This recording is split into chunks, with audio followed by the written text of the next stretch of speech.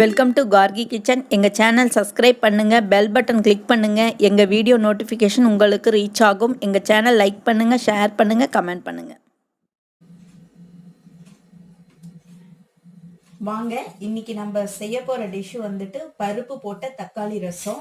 பருப்பை நல்லா வேக வச்சு எடுத்து வச்சிட்டோம்னாலும் புளியை கரைச்சி வச்சிட்டோம்னா இது ஒரு 10 நிமிஷத்தில் செஞ்சிடலாம்.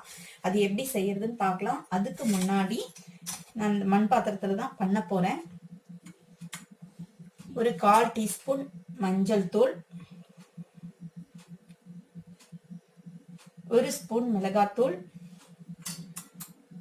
1 ஸ்பூன் மல்லித்தூள், அது மட்டும் போட்டுட்டு இது கரைச்சி வச்ச ஒரு பெரிய எலுமிச்சம்பழம் சைஸ் புளி, அது கரைச்சி வச்சதையும் அதுல விட்டுக்கோங்க.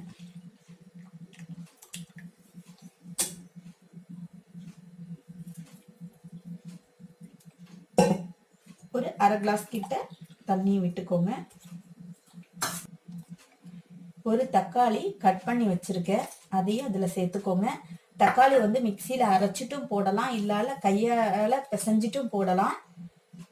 நான் இந்த ஸ்டைல தான் பண்ணுவேன். இந்த மாதிரி போட்டிருக்கேன். ஒரு 3 பல்லு பூண்டு, அதையும் நீல வாக்குல நறுக்கி வச்சிருக்கேன், அதையும் போட்டுக்கோங்க. ஒரு பச்சை மிளகாய் கீறி வச்சிருக்கேன்.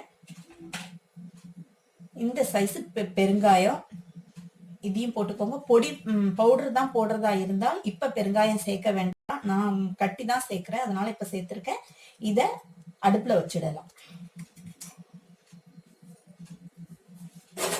வச்சு அடுப்பை ஆன் பண்ணிக்கோங்க.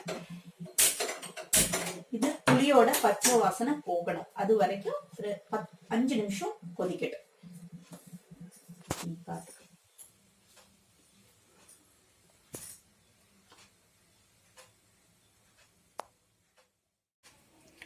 தக்காளி பூண்டெல்லாம் வெந்துட்டு புளியோட பச்சை வாசனையும் போயிடுச்சு. நம்ம இது வரைக்கும் இன்னும் உப்பு சேர்க்கல.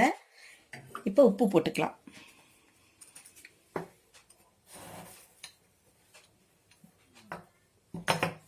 ரெண்டு ஸ்பூன் கிட்ட கல் உப்பு, அதையும் சேர்த்துக்கலாம்.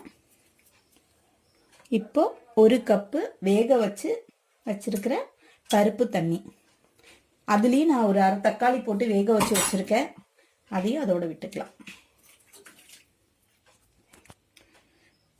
கொஞ்சமா தண்ணி ஊற்றிட்டு விட்டுக்கலாம். இனி ரசப்பொடி இல்லைன்னா சாம்பார் பொடியே போட்டுக்கோங்க. இது ரசப்பொடி ஒரு 1/2 ஸ்பூன், அதுவும் போட்டுட்டு இதுல கொஞ்சம் வெல்லம் போட்டுக்கலாம். நான் வெல்லம் போடுறதில்ல, நான் வந்து கொஞ்சமா ஒரு 1/4 டீஸ்பூன் வந்து ஜீனி தான் நான் போடுவேன். அந்த ஜீனி சேர்த்துக்கிறேன். இனி இது தலைக்க கூடாது, நுரைச்சு அப்படியே பொங்கி வரும். அது வரைக்கும் நம்ம வெயிட் பண்ணலாம். 1 ஸ்பூன் ஜீரகம், 1/2 ஸ்பூன் மிளகு, இது ரெண்டையும் இந்த இடிக்கல்ல போட்டுட்டு நல்லா இடிச்சு வச்சுக்கலாம். நம்ம ரசத்தை இறக்கி வச்ச உடனே இது நம்ம போடணும். இப்போ நல்லா நுரக்கட்டி வந்துருச்சு. கேஸ் ஆஃப் பண்ணிடுங்க, இறக்கி வச்சிடலாம். இறக்கி வச்சுட்டு நம்ம பொடி பண்ணி வச்ச மிளகு ஜீரகம் அதையும் போட்டுக்கோங்க. கொஞ்சம் கருவேப்பிலை அதையும் போட்டுக்கோங்க. கொத்தமல்லி அதையும் போட்டு உடனே மூடி வச்சிருங்க. இனி தாளிச்சு கொட்டிடலாம்.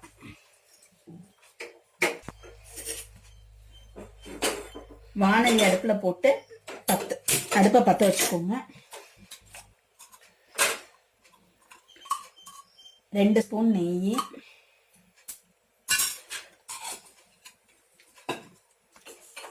நெய் சூடான உடனே கொஞ்சமா கடுகு,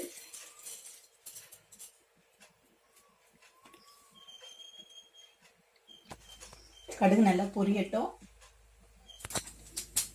கடுகு நல்லா பொரிஞ்ச உடனே இப்போ வந்து ஜீரகம் சேர்க்கறதுனா சேர்க்கலாம், நான் சேர்க்கறது இல்லை. கருவேப்பிலை மட்டும் போட்டு கேஸ் ஆஃப் பண்ணிடலாம். ரசத்தில் விட்டுக்கலாம்.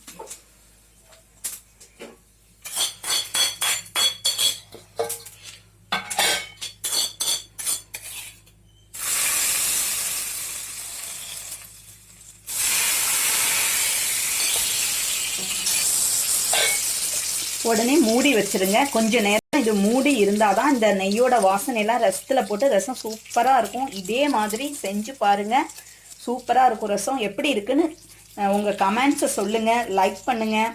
அடுத்த வீடியோவில் பார்க்கலாம். பை.